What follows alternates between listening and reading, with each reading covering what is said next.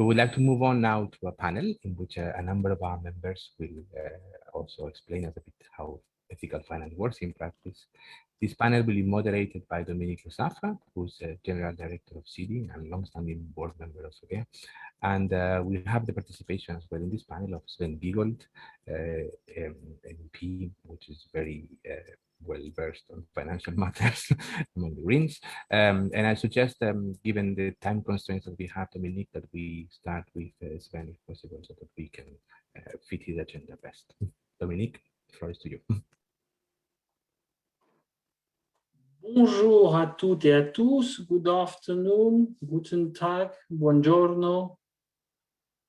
This will be a very stimulating panel thought of by FEBEA to provide us with a broad range of testimonies, which will also enable us to possibly respond to the call that Commissioner Schmidt just uttered and expressed to us. He told us, please, FEBEA members, contribute to the renewed strategy for social finance. We shall then have this opportunity now, while listening to our panel. I shall shortly introduce you to our panel, and our panel will be composed of Member of Parliament of European Parliament, Sven Giegold, who will expose us with the key issues addressed presently at European Parliament level. And we, of course, warmly thank very busy Sven to be with us today. But we also know that Sven shares the concerns that we are holding together with FEBEA. Then Andrea Baranes from Banca Popolare Etica will expose us with the issues in Italy, how social inclusive issues in Italy can be addressed and articulated by Banca Etica. Isabelle Philippe will expose us how in Belgium a non-banking institution proved able to address a broad range of activities, sticking to the social and environmental issues to cover the issues of this territory.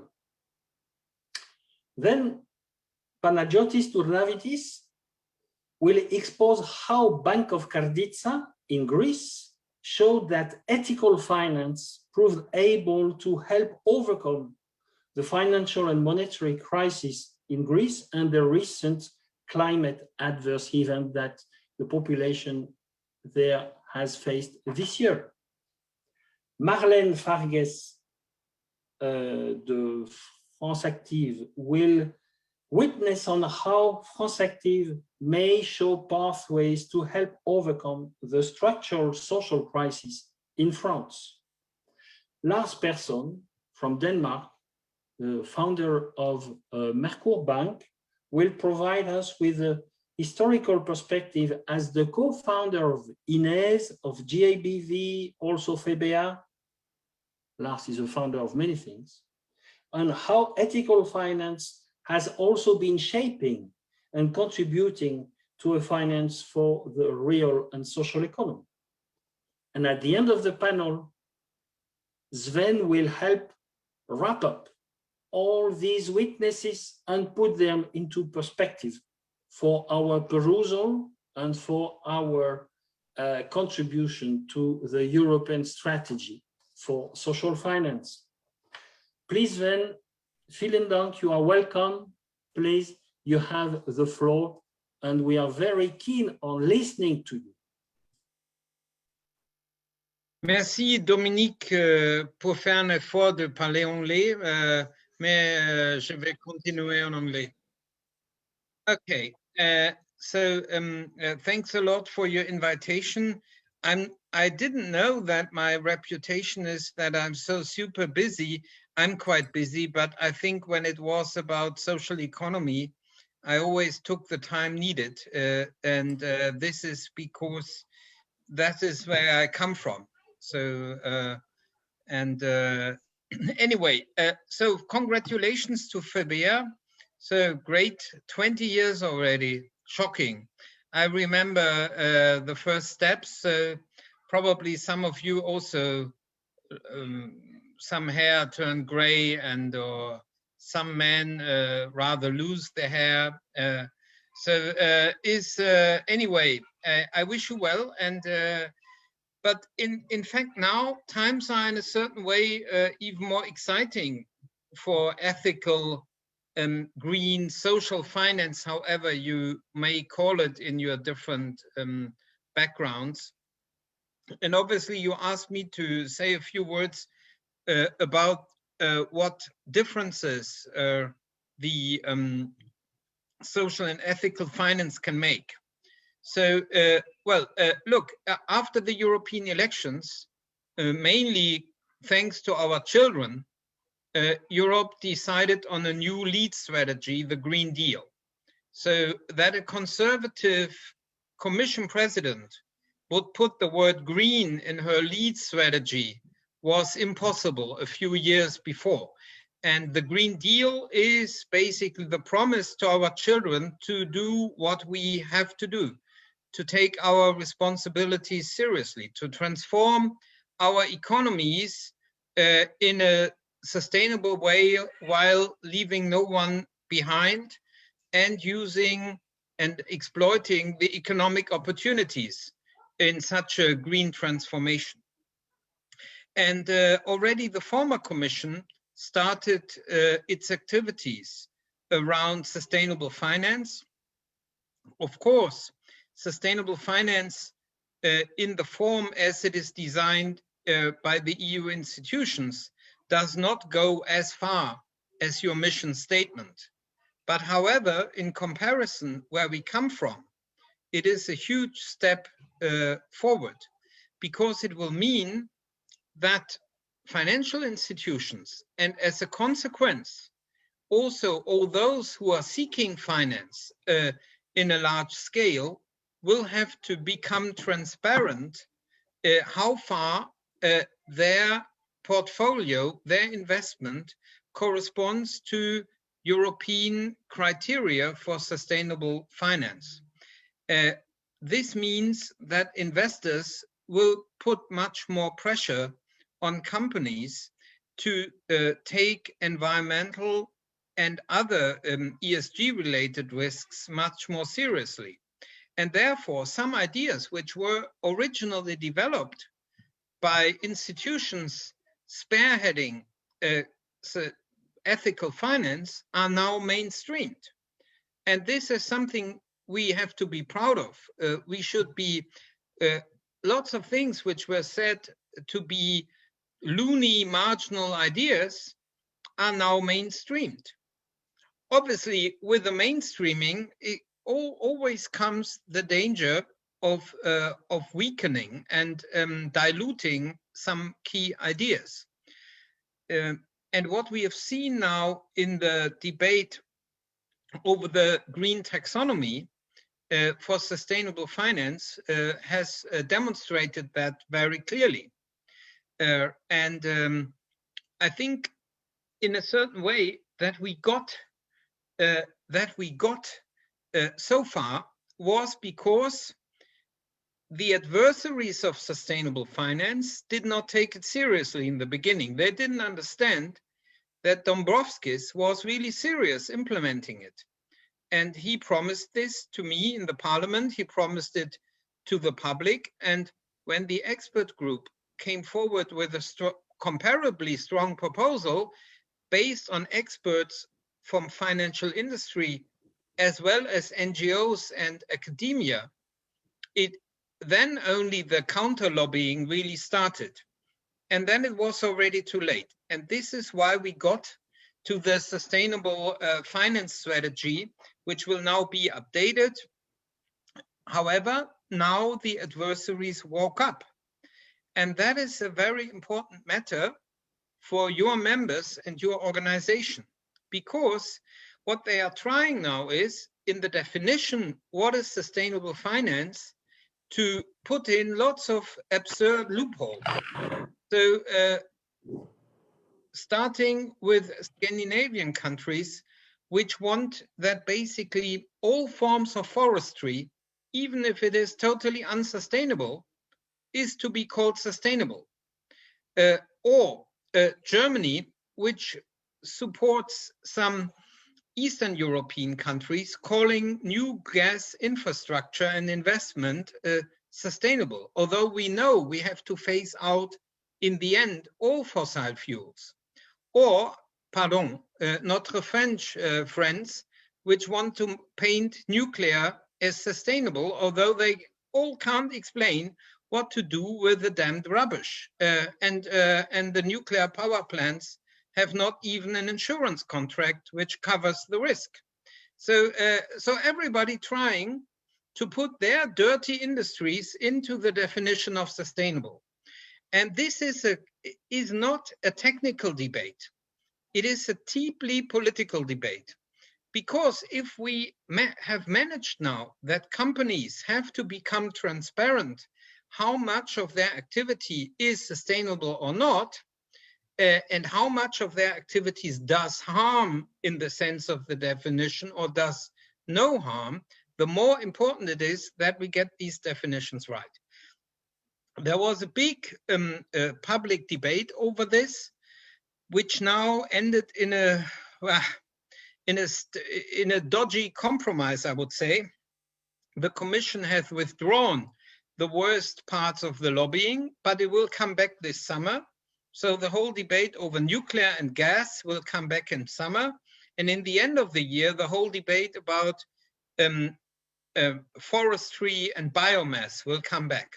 So all the lobby debates are still there. And I can only invite FEBEA to be loud about this, because you are the victims. If things can be called sustainable afterwards with a EU stamp, which includes fossil fuels, bad forestry, nuclear, it will confuse the market.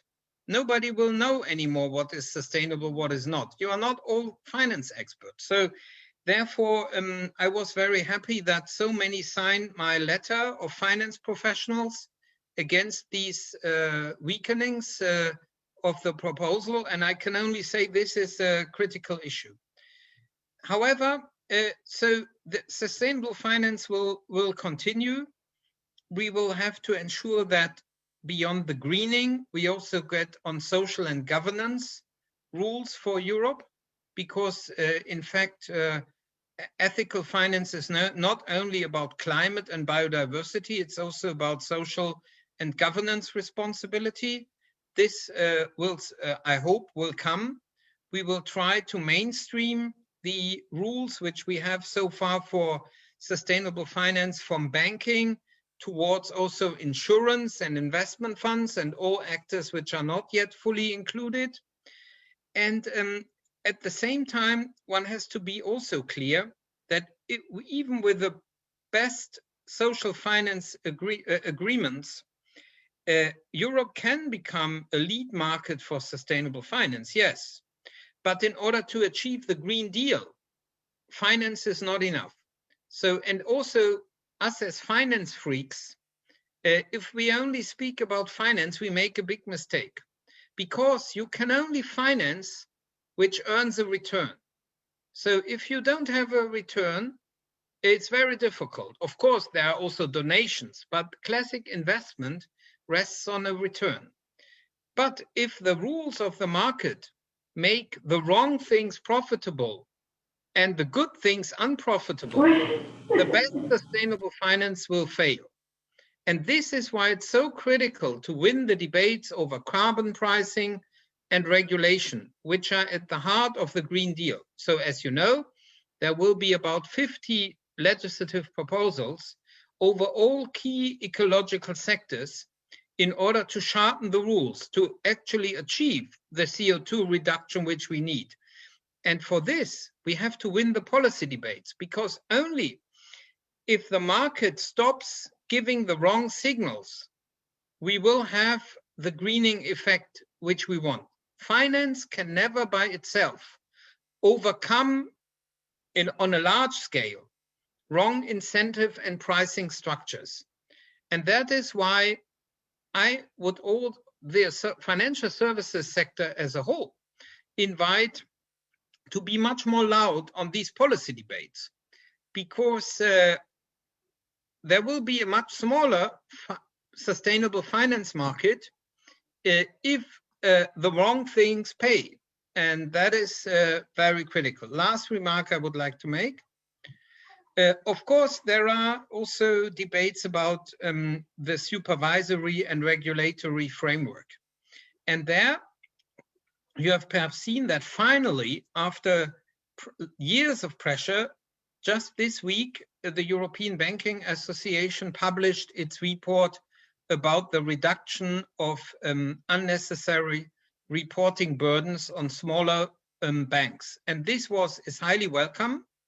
However, I must say, my first analysis of the paper says, look, you went some way, but there are still a lot of opportunities. Because if I see how much reporting burden a small bank has in comparison to the financial risk it poses to the financial system, this is totally disproportionate. And if they say they will reduce the reporting burden now by 24%, I must say, sorry, that is not enough. And I will continue pressuring for lower reporting burdens and lower supervisory and administrative bureaucracy for smaller institutions. And I'm looking forward to your proposals, because when we will reform the CRR, CRD rules, there's a new opportunity to get additional reductions in red tape. And this is something all small banks will profit from, not only sustainable banks. And second, we should use this new round of reforms in this area as well, in order to make even more stringent obligations for transparency of ESG risks and inclusion in the supervisory cycles.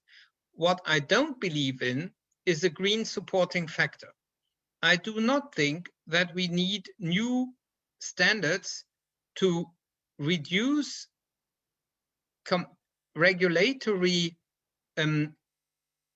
capital requirements if there is not a truly lower risk. I do not believe in using the risk models for political purposes. I think it is right that if you take a higher environmental risk, there should be also a financial cost to it. But green innovation is not by definition less risky than traditional business. And therefore, the whole logic of the green supporting factor, I do not believe in particular, because if you open that box, the other political parties will come with their special rules. And in the end, the capital requirements rules look like a Swiss cheese. Sorry to the Swiss members here in the room. So this is what I would like to say and share with you. And now I'm in listening mode. Vielen Dank, Sven. Many thanks indeed, dear Sven. You have already stimulated our thoughts on questioning the concept of sustainable finance. You are calling FEBEA to express concrete proposal on climate, social and governance issues and finance. You also recall that finance alone is not enough, but it's part and parcel of an overall agenda for an overall improvement of the paradigm for a real economy based for the real people and real economy. And you also, and we would like to thank you for that, you have already started to propose an agenda to help update the profile of the social financial institutions. And please be assured that FEBEA and its members will provide you with proposals, concrete proposals for this agenda. May we now listen to Andrea Baranes from Banca Etica, who will expose us how Banca Etica throughout Italy is addressing ethical and social finance. Prego, Andrea. Yes, thanks a lot. And thanks also for the previous interventions. I will pick up on several thoughts I heard in the previous session and the intervention from Sven Giegold. Let me start by saying something on environmental sustainability. It seems now everybody's sustainable. If you look at big banks, internet website, or so on and so forth. And then if you look at reports and researchers by NGOs and civil society networks, the figures that come out is that in the last years, the biggest banking groups provide something like $4,000 billion to fossil fuels industry. And this is only since the signing of the Paris Agreement. So we're saying in a bunch of years, something like the double of Italian GDP has been invested in the fossil fuel industry, and many times by big banks group that try to greenwash themselves as sustainable. So we badly need some action, and we more than welcome the initiative of the European Union, of the European institutions, to try and build a European taxonomy and the action plan on sustainable finance. And I fully agree with all the remarks and all the critiques that Sven Giegold put forward in his interventions. At the same time, and then I come to the situation of Italy and Spain, where Banca Etica does operate, we need a much broader definition of sustainability. As important as the environment, climate change is, we need a much broader vision on sustainability that should and has to take into account all the social and government issues. And when we talk about social issues, we really need to focus on real problem and what's missing in order to try and fight inequalities, in order to try and create good jobs. And so let me flag out one example of an incredible paradox that we are witnessing in Italy, but it's not just the case of Italy so far.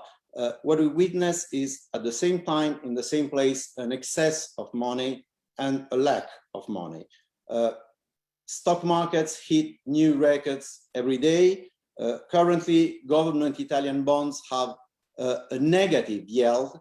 This means, that there's so much money flowing around that savers and people who has money struggle to find some place to invest their money in, and they have to accept negative or zero yield of return because there's no more investment onto the financial markets. And at the same time, each and every day, we've been repeated that there's no money. There's no money for the ecological transition. There's no money for public services. Even more than that, more and more people, and the weakest people, the social enterprises, struggle to try and get access to credit. They are excluded from financial services. So what we witness is that the weakest subjects and the social economy is more and more excluded from access to credit in a moment where there's never been so much liquidity going around. So how can we explain such paradox? It can be explained in terms of growing inequalities. It can explain, and that's a major issue I would like to raise, in terms of banking concentration. This is something that happened badly in Italy and Spain in the last years, but it's something that's been happening all over Europe, and not only Europe, less and less banks. And what we are losing is what we may call banking biodiversity, different banking models in order to serve different sectors and different actors of the society. And this is also due to the somehow one-size-fits-all approach to the rules that all too often the European Union have had towards the financial and banking services. The model is the big banking group in the name of competitiveness. We must provide rules that fulfill the needs of the biggest banking groups, and we tend to forget the needs and the specificity of the smallest bank, not to talk about ethical and alternative banks. So I think it's of the highest importance what Sven Giegold said before, the new chances that we have to intervene and do some advocacy, some lobby to try and intervene and influence the European regulation. because what would I love to say is it's okay to talk about taxonomy, and it's fundamental to try and intervene on all the sustainable finance action plan, but there's more than that. All in all, what we witness is that currently the financial sector does not fulfill its social role of being an intermediary between who has money and who needs money. As the ethical foundation of Banca Etica, we've just released the 4th report on ethical and alternative finance in Europe, and we try and compare the ethical and alternative banks and the average, the other bank in the banking union. What we see is a striking difference. I will just flag out one figure among all the possible. At the same dimension, ethical and alternative banks disburse double the credit with respect to normal banks. Ethical and alternative banks has a percentage of credits towards the assets, which is around 80%, while the biggest banks do not arrive at 40%. It's more than the double. It's two complete different models, not to talk about high frequency trading, not to talk about speculation. So we really need to try and foster different banking system and help different banking system. This is what we're trying to do in Italy, to try and help social economy and different economic models with our day-to-day operation. But just to finish, what we really need is to take into account in the financial action, sustainable finance action plan, and in all the EU regulation, the all-round impact that finance has on people, on the environment, on the social issues, on government issues, an all-round impact evaluation of the financial activities in order to see how they fulfill their social role of being an intermediary, of being something to help and develop a different economic system. And this is something, I think, to conclude, that we try and do on our daily operation, but even more, maybe importantly, in the current times and in this month, it needs to have a strong voice on a European level, to do advocacy work, to do lobby work, and to have a united voice on a European level to show how ethical and alternative finance is keeping on doing better and better this alternative job. And this is where the incredible importance of FEBEA comes in. So best wishes from my part as well for the first 20 years, and the next 20 to come will be even more important than this. Thanks once again. Grazie, Andrea. Many thanks, Andrea. I like a lot the word that you have used, which I didn't know, about banking biodiversity. I trust that we have to nurture a little bit this concept within FEBEA, and it could also be part and parcel of the strategy that our chairman Peru has highlighted earlier on for our prospects. Thanks. I would like now to give the floor to Isabelle, Philippe, du Credal, en Belgique. Merci. Isabelle a beaucoup de belles choses à nous raconter, un beau témoignage. Voilà, Isabelle, à toi la parole. Merci Dominique. Merci et bonjour à tous.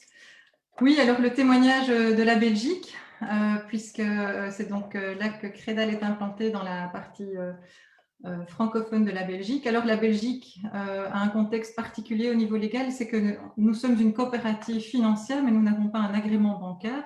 Et donc on n'a pas un agrément qui nous permet d'ouvrir des comptes épargne ou des comptes courants.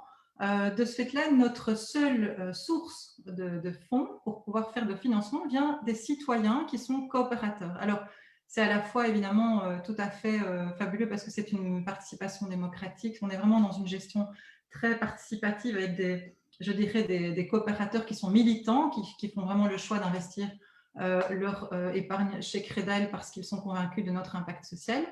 Mais c'est aussi quelque part limitant puisqu'il faut convaincre alors ces personnes de la résilience du modèle, puisque ça fait 37 ans déjà que Credal existe.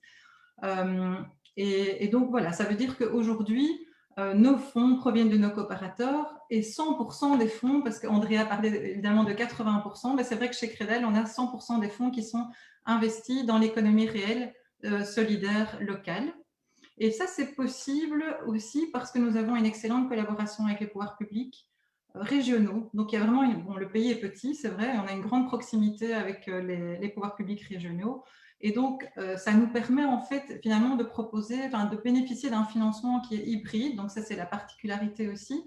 En fait, d'une part, les citoyens qui nous apportent le funding, les pouvoirs publics qui nous donnent des moyens au niveau des fonds de garantie, par exemple, ou qui financent une partie des activités sociales. Et enfin aussi des fondations qui financeraient qui financent des projets d'innovation sociale. Et enfin, bon, c'est vrai qu'il y a aussi des volontaires, parce qu'on est vraiment un mouvement citoyen et on a donc pas mal de volontaires, peut-être pas autant que chez France Active, mais en tout cas presque une centaine de volontaires dans nos comités et auprès et comme accompagnateurs de nos micro-entrepreneurs, par exemple. Et donc finalement, c'est un modèle complet qui nous permet d'agir tant sur le financement, mais aussi pas que le financement, parce que, voilà, on l'a assez démontré dans ce qui vient d'être dit, le financement n'est rien sans l'accompagnement en fait, de nos publics. Et donc, c'est comme ça qu'on a vraiment un impact. Et donc, ce modèle hybride de financement nous permet d'agir en apportant du crédit, de l'accompagnement, et ça nous permet du coup d'agir tant sur les causes que les conséquences des inégalités. Donc ça, c'est très important pour nous parce qu'à la fois, on travaille avec l'économie sociale, les entrepreneurs sociaux, parce qu'on veut transformer l'économie. En fait, on veut la rendre plus sociale, plus durable et finalement créatrice d'emplois locaux et qui sont des emplois de qualité, de logements de qualité, etc. Mais d'un autre côté, on travaille aussi sur ceux qui en sont directement, qui payent le prix lourd des inégalités. Donc, on agit directement auprès des publics plus vulnérables avec nos activités de microfinance et d'accompagnement. À l'accompagnement au lancement de son entreprise, par exemple, ou à la gestion du budget du ménage. Et donc, finalement, c'est un ensemble de choses qui font levier les uns avec les autres. Il y a le levier donc, des citoyens avec les pouvoirs publics et des fondations, et finalement aussi l'énergie citoyenne par nos volontaires, qui nous permet finalement d'avoir un modèle complet. Et je vais peut-être, pour terminer, donner un exemple justement de cette collaboration, de cet effet de levier où différentes parties prenantes font action ensemble pour vaincre les inégalités. J'ai un exemple à Bruxelles où 60% des logements sont locatifs et ils sont dans un état souvent mauvais, des qualités donc, de logements qui sont pas optimales, qui sont même parfois insalubres. Et donc, on a mis en place un projet qui s'adresse aux propriétaires bruxellois qui louent leur appartement et qui offre une combinaison entre un accompagnement à la rénovation pour les propriétaires, parce que c'est compliqué de se lancer dans un projet de rénovation. Pour les inciter, on va les accompagner, on va les aider à mettre en place ce projet. On accompagne les locataires qui, pendant la durée des travaux, sont logés ailleurs. Et on travaille aussi sur l'adaptation du cadre légal qui permet de faire en sorte que les loyers, une fois que le logement est rénové, n'augmentent pas, pour ne pas que ces quartiers-là se vident aussi des populations plus précarisées. Et enfin, sur, évidemment, les outils de financement, les microcrédits ou d'autres outils. Et donc, finalement, on voit qu'en travaillant avec des acteurs de l'économie sociale, des acteurs associatifs de quartier, la finance éthique, donc c'est Credal, et puis les pouvoirs publics qui ont finalement financé une partie du chargé de projet qui peut mettre ce projet en place, on a en fait on adresse une réponse à un problème crucial qui est le logement à Bruxelles. Et donc voilà, c'était un exemple de collaboration et de levier entre toutes ces parties prenantes qui gravitent, j'ai envie de dire, autour et qui font la force de la finance solidaire et en tout cas de Credal. Et voilà, et j'avais envie aussi de terminer encore en disant que la collaboration au sein de FEBEA, on est un des fondateurs de FEBEA, mais parce qu'en effet, on est peut-être particulièrement Credal, une goutte d'eau dans l'océan de la finance traditionnelle, mais en même temps, en s'associant avec d'autres acteurs de la FEBEA, on unit nos moyens, nos forces, nos capacités d'innovation, et aussi on peut financer des plus gros projets, parce que j'ai évidemment cité un exemple de microcrédit qu'on peut proposer, j'en ai parlé, mais en tout cas, on peut aussi financer des projets plus importants qui transforment la société. Et par exemple, pour reprendre la question du logement, on finance le modèle du Community Land Trust qui est en train vraiment de se développer en Belgique. Et donc, pour ce faire, on peut s'associer avec d'autres acteurs de la FEBEA pour pouvoir finalement apporter des montants plus élevés. Donc, on travaille vraiment, en fait, comme je le disais, à la fois sur du micro, mais aussi du macro, tout ça toujours dans un objectif de transformer la société et surtout de contrer les inégalités. Voilà, donc c'est comme mon témoignage pour la réalité locale de la Belgique, et en tout cas partie francophone. Merci Dominique. Merci beaucoup Isabelle d'avoir insisté sur quelques fondamentaux de la finance éthique. Le premier de ces fondamentaux, c'est la citoyenneté, c'est-à-dire l'engagement de la citoyenneté des citoyens pour ce changement social attendu. Tu as également rappelé que la finance éthique a du sens si et seulement si elle apporte des réponses concrètes à la vie des gens, en particulier pour les personnes qui n'accèdent pas à tous les services. Et tu as rappelé aussi que la finance éthique peut tout à fait établir un dialogue fécond, constructif et prospectif avec les pouvoirs publics.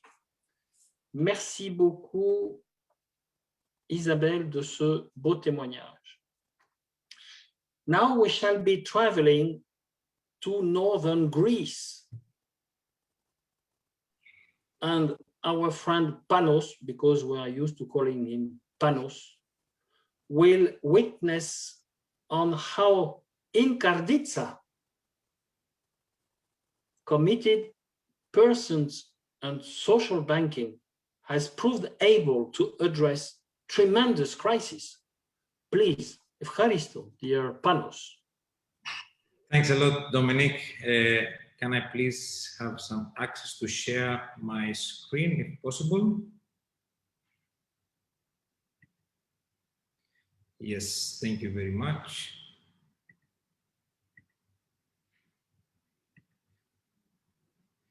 So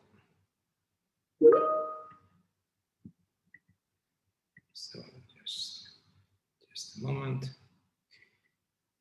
Yes, I think you all now must be able to see my screen. Yes. Yes, we are. Okay. Thank you very much, Dominique, for your kind words. I would like to thank also FEBEA for the honor of participating in this very interesting event and roundtable.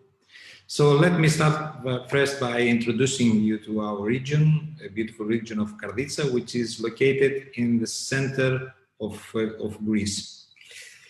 Bank of Karditsa was established in 1994 as a credit cooperative, and since 1998 to operate as a fully regulated financial institution. We currently have 4 branches, more are to come in the next few years, plus we have our administrative offices, all of which are located in the area, in the region of Karditsa.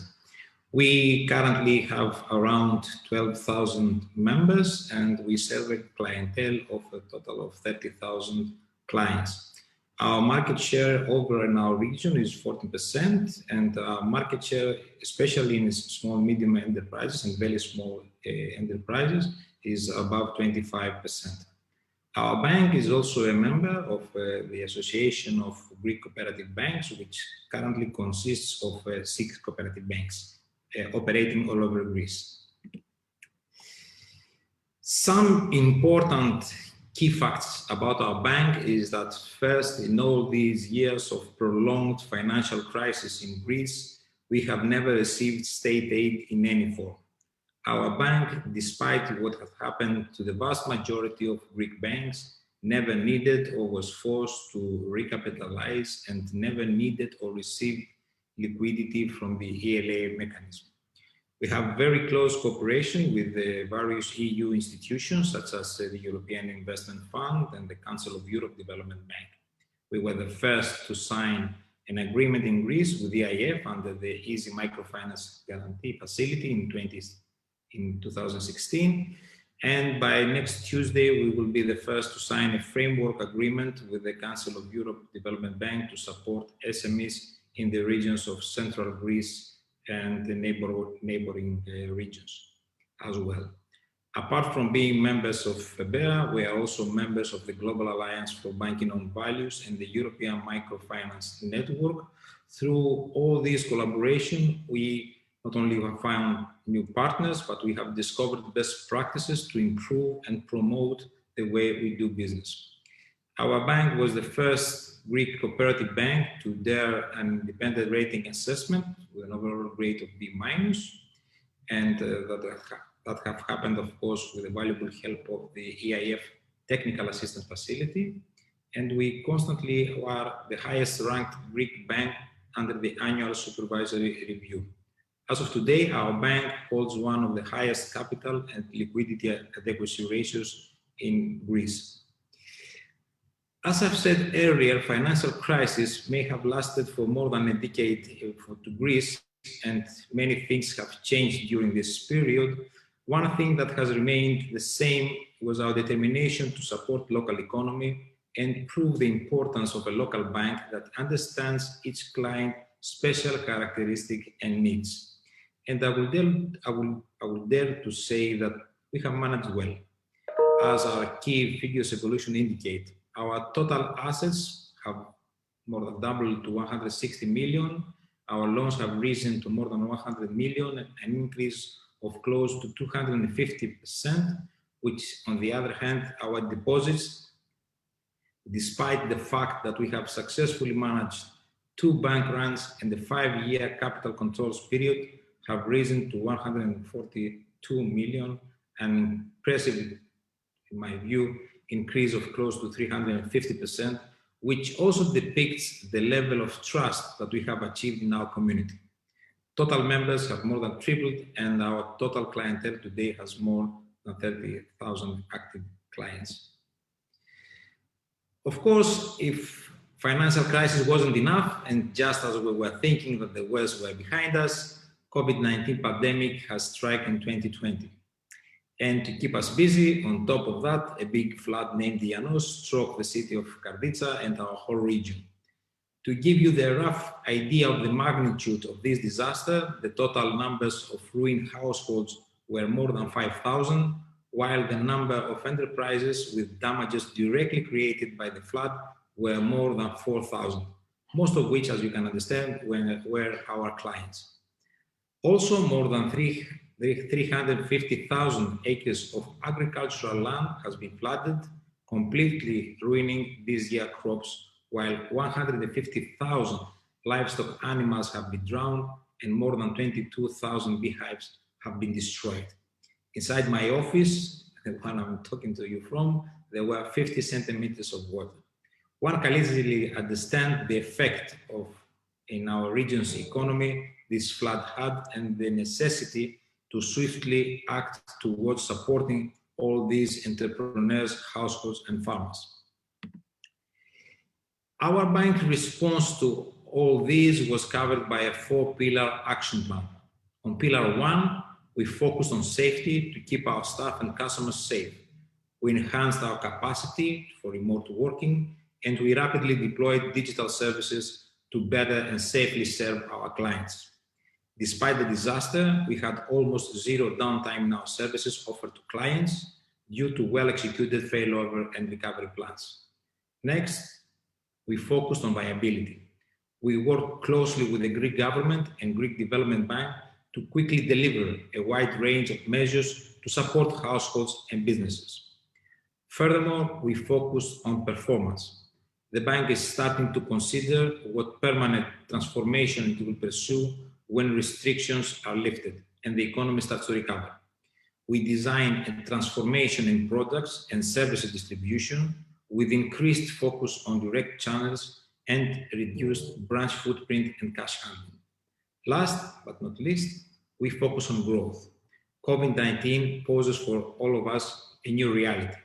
We enhance strategic agility, and we more regularly stress test operational resilience enabled by insights from COVID and the Dianos experience. The strategy that we have followed in 2020 led to some very good, in my opinion, results Since our deposits have risen almost 40%, our loan disbursement have risen to 25%, and on total assets more than 33%.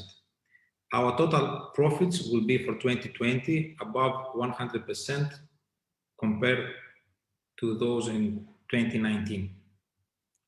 And how was that possible? For us, all our operations is around value-based and responsible banking. Client and not profit is the center of our operation. We never turned our back to the one in need during crisis. We offer to our clients a wide range of products and services, and we work for the good of our members and community and not vice versa. We never give bonuses to staff or executives for achieving sales goals, and we have an open doors policy. Board members and executives can be reached by any member of the cooperative. For us, ethics and not metrics is what matters first. And by saying ethics is simply knowing the difference between what you have a right to do and what is right to do. So what is the spirit inside our core business? Which are the values that we foster? As we are defined by our actions and not by our intentions, ethical banking for us is the only way of doing business all these years. We, our bank, works beyond economic profit. Of course, we are concerned about it, and it's not only our sole interest. In most business cases, we also assess the non-economic impacts alongside with the consequences of each economic action, because we want to have a spherical view of total impact.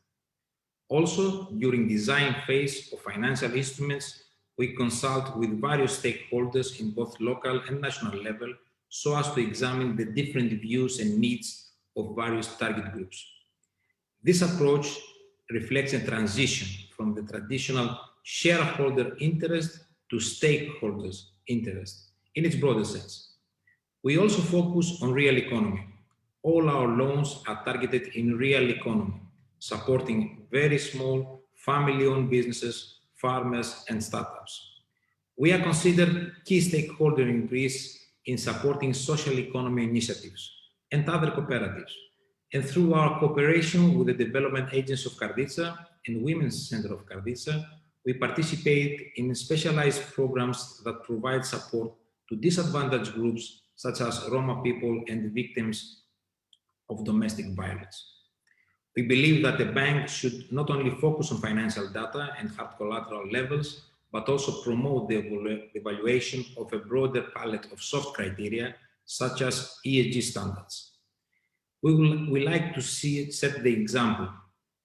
For example, we have set a goal for our bank to be by 2023 a zero CO2 emissions bank by adopting a wide activation of renewable energy and recycling projects. We foster transparency in all levels of our operations, especially in governance and destination of profit.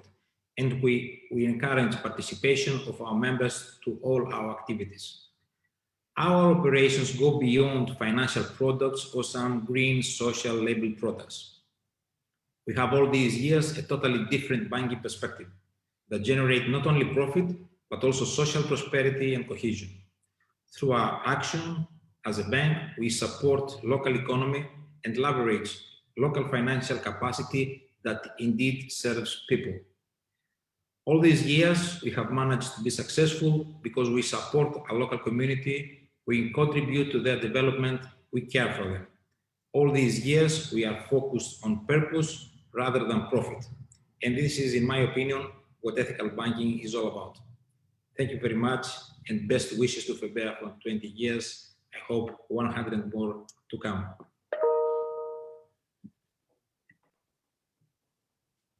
Evcharisto Panos. Many thanks indeed, dear Panos, for this enlightening track record of less than 30 years on how a very rooted social bank proved able to give substance to sustainability be it institutional, financial, and so on, but also social. And while you have been also contributed to your own reflection and the universal, European and universal reflection on how ethical finance and ethical banking should be addressed. Please, Panos, be warmly thanks for that. Very much. On va aller en France. Et c'est Marlène Fargues. Oui, Fargues. Pardon, Marlène. Qui va nous exposer comment France Active s'est inscrit dans la réalité des réponses concrètes à fournir à la crise structurelle, sociale et économique qui existe en France depuis longtemps. Le rôle de France Active dans mon pays, est fondamental. Je m'implique un peu. Finance éthique reste une finance humaine. Marlène. Merci Dominique, et je voudrais d'abord féliciter la FEBEA pour l'action accomplie depuis 20 ans et vous remercier pour me donner la parole au nom de France Active. Donc aujourd'hui, je vais essayer de vous donner des exemples concrets de nos actions en France. Donc France Active, c'est un mouvement associatif et toute la richesse de France Active, c'est son réseau, sa proximité et son ancrage dans les territoires le plus proche des entrepreneurs sociaux. Donc, nous les accompagnons depuis plus de 30 ans et évidemment, nous faisons face depuis des années et particulièrement depuis l'année dernière à de nouvelles difficultés. Donc, une des premières choses que nous avons voulu faire lors de notre premier confinement en mars dernier, c'est de trouver des solutions pour accompagner ces entrepreneurs sociaux. Nous avons d'abord essayé de rompre l'isolement et faire en sorte que tout le monde puisse avoir accès à toutes les aides disponibles, parce que nous avons eu la chance en France d'avoir quand même beaucoup d'aides qui ont permis aux entreprises sociales, mais pas que, de faire face. Donc, nous avons réalisé en un mois 1500 entretiens auprès des entrepreneurs sociaux pour leur donner accès via une boîte à outils à tous les outils d'aide, et puis aussi et surtout pour les écouter, pour entendre leur situation et pour essayer de réfléchir avec eux sur comment préparer le futur. Donc, nous sommes vraiment le métier de France Active est vraiment constitué autour de 3 piliers. C'est apporter du financement passif sur du long terme, mais également du conseil, de l'accompagnement et de la connexion. Et on est convaincu dans les années qui viennent, ce sont ces 2 axes qui vont être fondamentaux. On a pu développer ces dernières années des ressources de financement assez importantes qui nous permettent de financer de plus en plus d'entrepreneurs sociaux.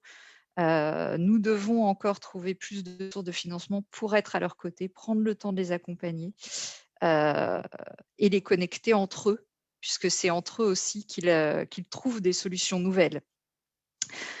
Les enjeux que nous identifions actuellement au sein de ce secteur sont de plusieurs ordres. Il y a un besoin pour beaucoup de se repositionner, de repenser leur stratégie et leur modèle économique. Et cela est d'autant plus compliqué qu'on a en face de nous des entreprises qui ont des fonds propres limités, qui ont été entamés par la crise sanitaire et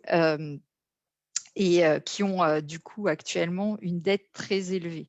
Donc, on sait qu'il va y avoir besoin de les accompagner pour se poser les bonnes questions, accompagner également les gouvernances de ces entreprises, associations, pour faire les bons choix et ensuite pour les financer. Et là, on a besoin d'inventer, de mettre en place des outils de financement un peu différents, à plus long terme. Et le soutien pour ça de l'Union européenne est assez crucial. Donc, je vous donnerai un exemple d'une entreprise qu'on a pu soutenir pendant cette période de crise. C'est une entreprise adaptée. Donc, une entreprise adaptée, c'est une entreprise qui emploie plus de 80% de ses salariés qui sont en situation de handicap. Mais c'est une entreprise classique qui est en concurrence avec d'autres entreprises du secteur, en l'occurrence la sous-traitance industrielle pour le secteur automobile. Donc, vous pouvez imaginer les difficultés d'une telle entreprise dans cette période de crise. Une entreprise qui est constituée sous forme associative, qui a connu des difficultés de ces dernières années et qui n'a pas pu réaliser assez d'investissements pour se transformer.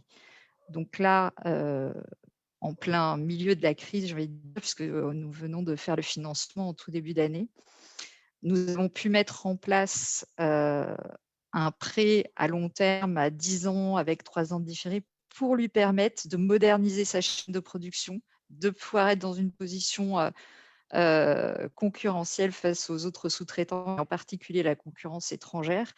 Donc, préserver 500 emplois pour des personnes handicapées sur les territoires bretons. Ça aurait été difficilement possible sans les garanties du Fonds européen d'investissement dont nous bénéficions, dont les quotités ont été augmentées pendant la crise. C'était assez crucial parce que dans une période où il est difficile de prendre plus de risques, les garanties dont nous bénéficions nous aident à finalement soutenir des structures que d'autres ne peuvent plus soutenir. Dans les autres enjeux que nous voyons et que nous essayons d'accompagner, il y a aussi pour nous un enjeu de transformation de ces structures au numérique. Donc ça, pour y répondre, nous menons des partenariats avec d'autres entreprises sociales qui répondent à ces enjeux pour faire en sorte de mettre en place des ateliers, de la formation de ces entreprises et puis du financement pour financer ces transformations.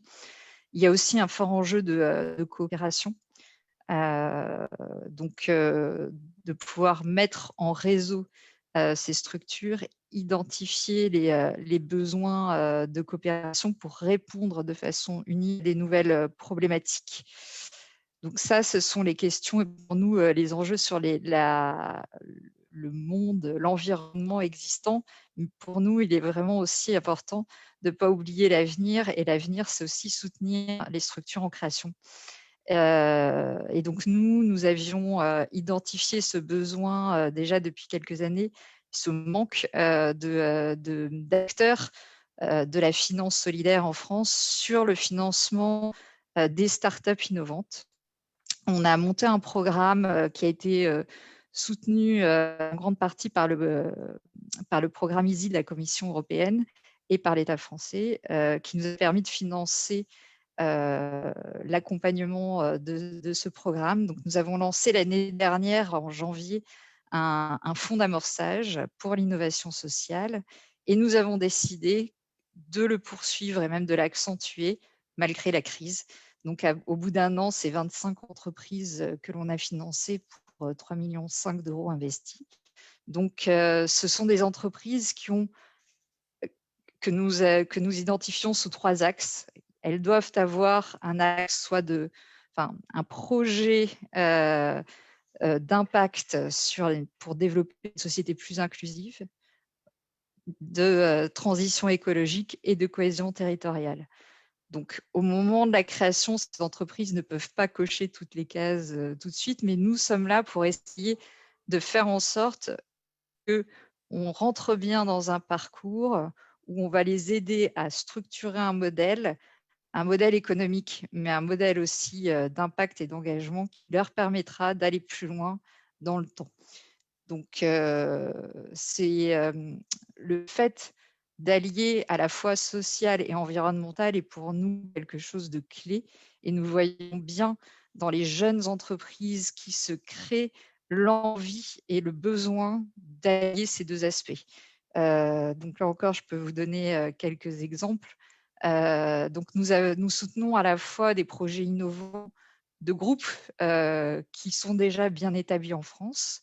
Donc nous avons par exemple soutenu la création d'une coopérative au sein du réseau Envie en France qui s'attaque à une nouvelle filière qui est celui du matériel médical qui doit être recyclé, l'économie circulaire, mais tout en étant accessible pour tous, puisque c'est des équipements qui sont encore très chers et pas accessibles aux populations les plus fragiles. Cela dans le cadre de l'insertion par l'activité économique, donc en redonnant du travail et de l'accompagnement social à des personnes très éloignées de l'emploi. Donc ça, c'est de l'innovation au sein de structures déjà existantes. Et puis, on en a d'autres, comme trois jeunes d'une vingtaine d'années qui ont décidé de créer une filière du recyclage des filets de pêche, un secteur que les industriels du déchet ne considèrent pas comme stratégique car beaucoup trop petit pour eux. Donc, seule une entreprise sociale peut avoir envie de développer cette filière. Nous, ce que l'on va faire, c'est les accompagner pour être en lien avec des entreprises de l'insertion sur les territoires français et créer du travail, de la coopération avec des acteurs existants sur leur territoire. Voilà. Bon, je pourrais vous donner encore beaucoup d'exemples de projets que l'on soutient, puisqu'on soutient environ 500 par an. Mais je vais plutôt laisser la parole et vous remercie encore une fois. Merci beaucoup, Marlène, de votre témoignage très, très concret qui nous rappelle aussi que dans la sphère de la finance éthique, il y a toute une série de composantes encore fondamentales. Vous venez à l'instant de rappeler le rôle sociétal et économique des entreprises sociales, surtout celles qui veulent émerger dans le tissu humain. Vous avez rappelé, effectivement, la FEBEA fête ses 20 ans, mais nous venons tous de passer par une crise et dont les effets ne sont pas terminés avec la pandémie Covid-19. Et merci d'avoir témoigné sur les initiatives que France Active a pu prendre pour donner des réponses concrètes aux besoins de la population. Vous avez rappelé également que l'innovation sociale passe par l'écoute de la demande, l'écoute des besoins pour pouvoir fournir des bonnes réponses. Et puis vous nous avez rappelé aussi, en tant qu'Européens, combien les instances européennes, les fonds européens peuvent jouer un rôle concret pour la remise en mouvement d'une population qui a été frappée par la crise. Merci beaucoup, Marlène, de ces apports. Now, we shall travel a little bit in the north of Europe with Lars. Lars is a founding person. Most of us here know Lars for many years. And we just would like to listen to Lars about creation, generation of social financial institutions, networks, federations, and so on, and how these constructions can actually make sense for ethical finance. Please, Lars. Thank you very much, Dominique, and thank you for inviting me to speak. As you understand, I'm placed in a role as the old dinosaur.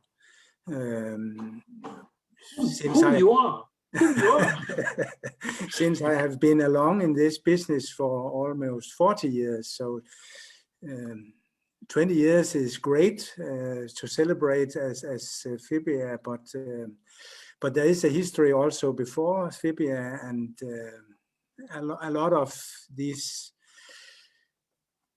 finance institutions were actually founded in the 80s and even before that.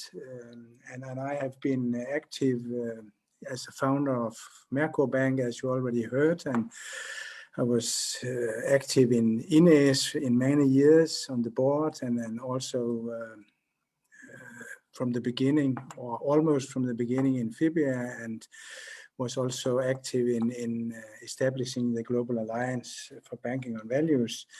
And what we did all the time, I would say that was we did what Commissioner Schmidt asked us to do, namely taking the long-term effects of finance into consideration. And that was something that really was in the core of our thinking, that we saw that if that finance is about co-creating the future. If you give a credit, you in a way you have trust in the future, and you co-create the future that you will live in yourself, and also your children and grandchildren. So long-term effects is really central if you are doing finance. Any finance, by the way, also conventional finance has, of course, long-term effects for the good and for the bad.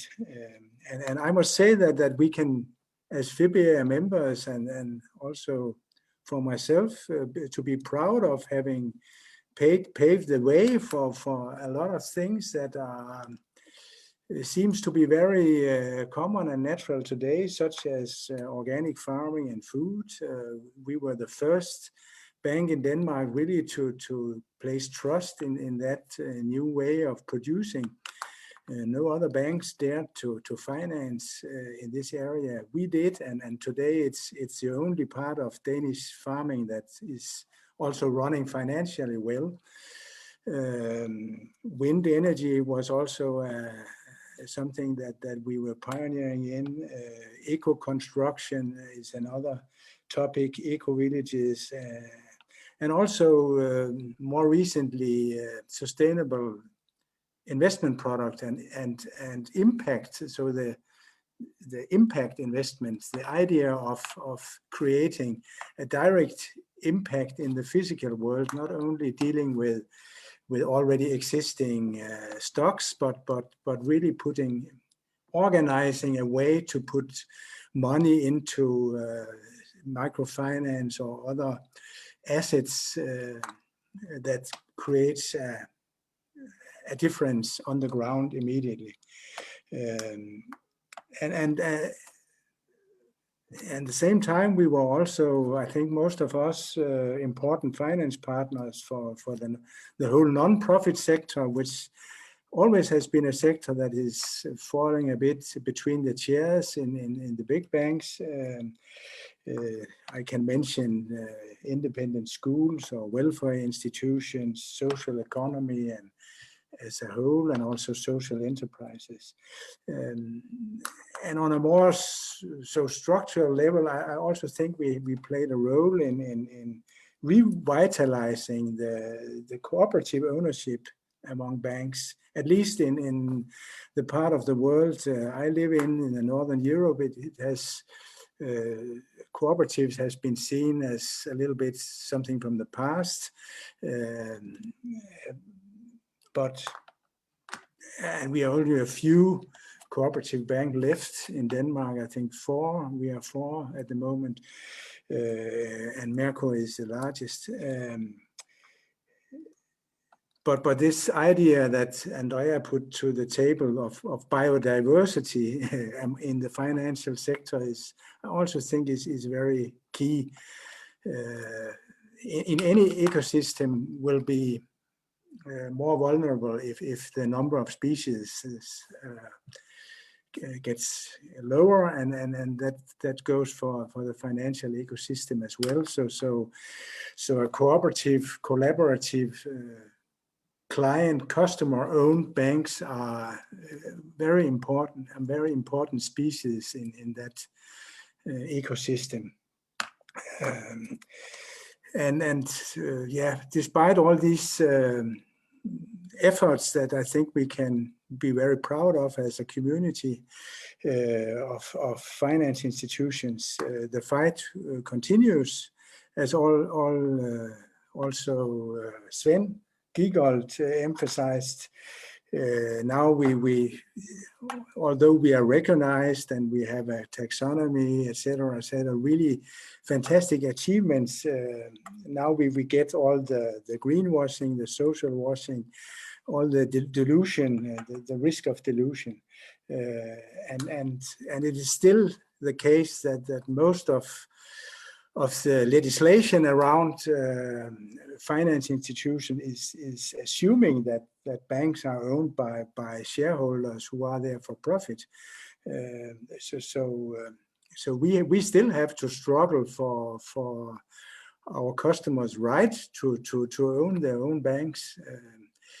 It is even in consumer protection regulation, it's the assumption is that if you invest in your own bank, you are taking a high risk, and as an ordinary citizen, you are not skilled to invest in banks. You should leave that to professionals. So better don't invest. So it's really a contradiction that if we should really follow the spirit of the consumer protection, we should warn our own customers to invest in their own bank. They should be protected against themselves. And this, I would wish that Sven also heard this point, because it's often not taken enough into consideration that consumer protection, even though it's of course has a good intention behind it, is also an obstacle for citizens to invest in sustainable banks, but also other sustainable companies. So that should be something we should work on. So let that be my last word. I think time is running out, and you probably also want some time for discussion, Dominique. Many thanks, many thanks, dear Lars. Why? I did like the illustration about organic farming, because thanks to the organic farming, you could show that ethical finance, ethical banking, social finance, social banking, and so on, can only be rooted in the long-term perspective. What is now obvious, everyone wants, even commercial banks want to fund organic farming, but we understand that at that time, this was a major symbolic breakthrough. So this is for us also a very interesting and important, let's say, input in our strategic reflection, the long-term perspective.